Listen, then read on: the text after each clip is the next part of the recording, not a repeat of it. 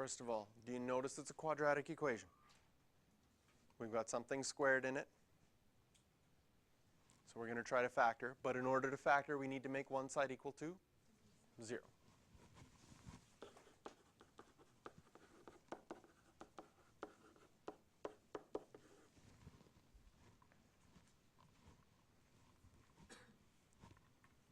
Now, in a question like this one for factoring, when I go to factor it directly, my first number is a 6, and that can cause some problems because it's either 6 and 1 or 2 and 3.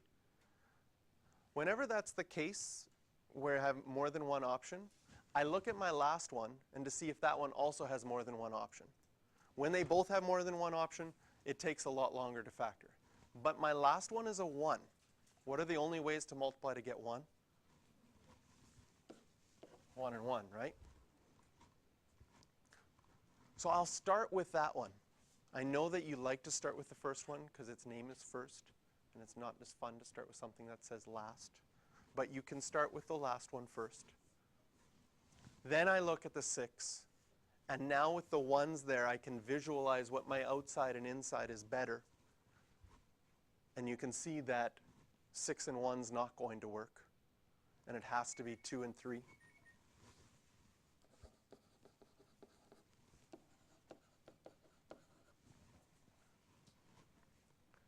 And I want my outside and inside to combine to get a positive 1.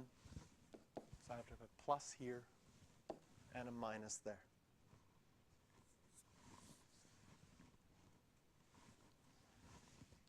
When I split this up, this side will be negative 1/2. This side will be 1/3. Of those two, one of them is on your pie plate, one of them is not. But the 1/3 is still a fraction where you could draw opposite 1, hypotenuse 3. This would be a calculator question. For part of it, they would expect you to recognize the half and know that that's on your pie plate, part of the pi over 6 family, and say quadrant 3 and quadrant 4. But the other one, you're going to have to go to your calculator and do sine inverse to find our reference angle, sine inverse of that positive value, 1/3.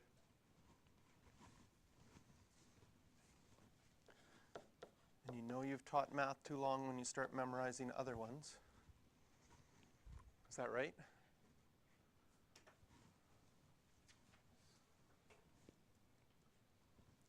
In radians, 0.34.